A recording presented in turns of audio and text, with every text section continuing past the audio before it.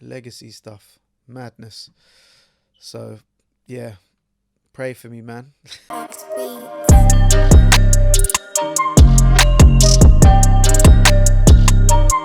What is happening, people? It's your boy Act Beats back again. As you can see, we are here, and if you've noticed, we are in PC mode. Oh my god, yes, I got a new PC. I switched from Mac after, man, God knows, 12 years. Legacy stuff, madness. So yeah, pray for me, man.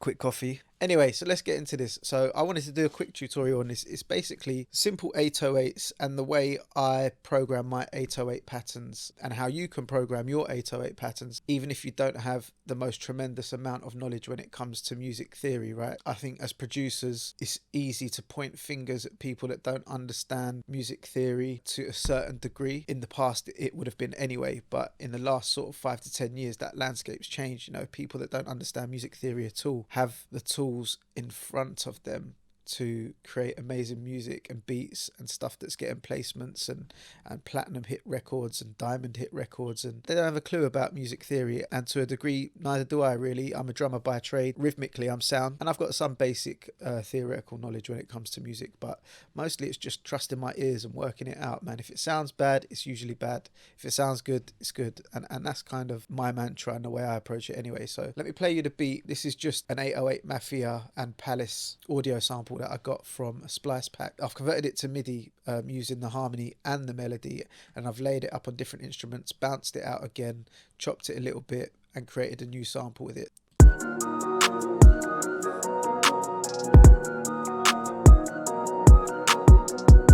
For the sake of the tutorial, I'm going to overcook my 808 part a little bit, but I just want to explain how I get there. So when I listen to a track like this, I'm immediately thinking rhythmically when it comes to the 808 or any kind of melody, and as I'm listening to that, I'm kind of bouncing along.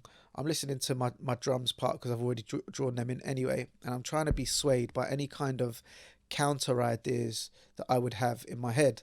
And because I'm not the most adept when it comes to music theory, I'm just thinking about the rhythm on one note, right? And so that means I'll either punch it in on one note, or I'll play it in on a keyboard one note. And so I'm sitting there and I'm thinking, it's bouncing along. I might be thinking like dum dum dum dum dum dum dum dum dum dum dum dum dum dum. So what I'm going to do with that is I'm going to go in, create my pattern on one note like that, and then I'm just going to start changing the notes once I've got the pattern until the notes fit well.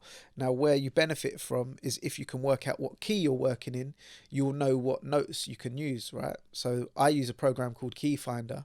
So what I would do is I will bounce the audio of this sample, find out what the key is, find out what notes are in that key using Google or whatever, or if you understand the simple formulas of key structures, so what the flats and the sharps are for, let's say, a melodic minor key versus a harmonic minor key, or a major key, right? There's no sharps or flats in a major key. So, you know, you can then move around the scale once you know. So what I would do, let's say for example it comes out as E minor, I might draw all of my notes on the C major scale, and then I will take down the third note, the sixth and the seventh note by a semitone, and that means I've got the C natural minor scale, right? So then all I need to do is highlight all of those notes, drag them to E, because I'm looking at E minor, and that will tell me what all of the notes are within E minor. I'll show you how that makes sense and what I would do. So it's important to remember in Ableton Live 11 you have scale mode, so now you can lock in your scales without having to do it manually. But for anybody that's using Ableton 10 still, I'm doing this tutorial on Ableton 10, so it'll make that useful for you. What I'm about to do is applicable not only in Ableton but in all DAWs and in any way that you approach music theory. If you don't understand it very well, you can kind of use this as a guideline to make sure that you're operating within your key. So let's get into it. So first, let's grab the sample. Don't forget to solo the sample. Solo the sample, Control Shift R.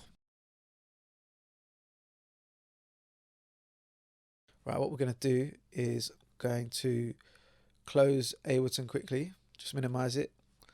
I'm going to go to a program called Key Finder. It's free. Just go online, type in Key Finder in Google, and you'll find out where you can download it. It's got both Mac and Windows versions. I'm going to grab our PC1 MP3, put it in, run batch analysis. Alright, it's telling us that we're on E flat minor. Let's go back to Ableton. I'm going to draw in our MIDI clip. I'm going to put in 4 bars. Let's draw out the C scale. So all the white notes in the C major scale. No flats or sharps.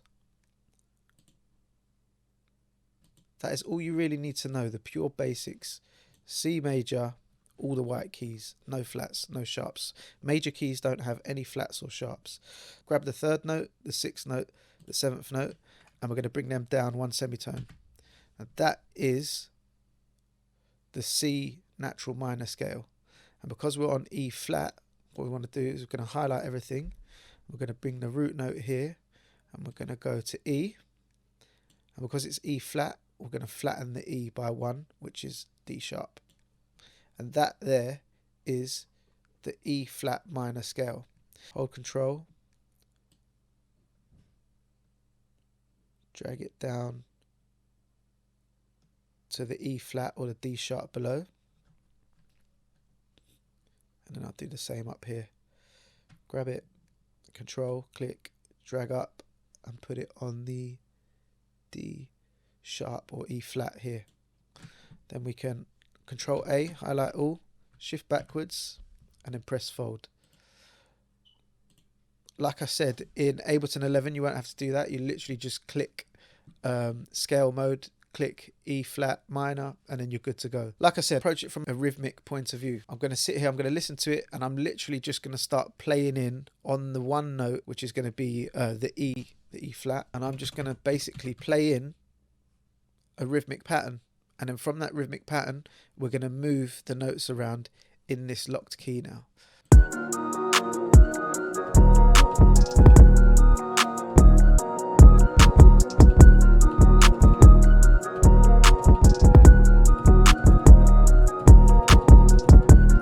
Yeah, I like that, something like that. So we're going to hit record.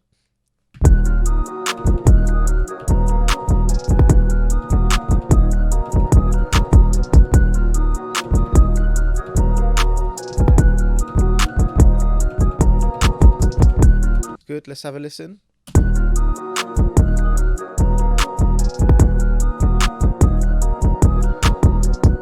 Alright, cool. What we can do here is we can go on legato mode and just make sure that every note is playing the length of the sample, and then we can go in and edit the note lengths afterwards if we think one is playing a bit too long.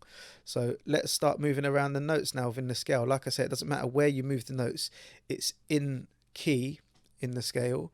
It's just whether it sounds like you want it in on that note, and how it correlates to the notes being played in the melody. So let's have a listen. So I want this one to be higher pitched maybe.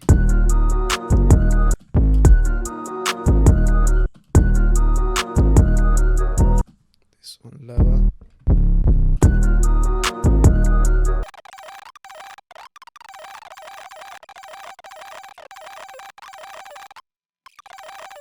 Now what I would do is I would go one step further, and the notes that I've got going high and low, I might use a pitch bend for them. So I'll grab the notes, press Control, and copy them down to the note value below that preceded it, right? So obviously the E flat here, again here. Right, and then the notes that are sliding, which are going to be click, click, click, click, click, click. Just going to zoom in, and we're going to shift them over slightly. Go to our simpler controls, glide. It's on glide, roughly around 110 milliseconds is good for your glide time, and then the notes will glide. Right, you see it's taking the attack off the next note. That is because it's overlapping. So what we'll do is, because we've got them all highlighted still, we'll drag them back to where the start of the next note is, and that'll mean it's more like a portamento mode. You'll actually hear the hit.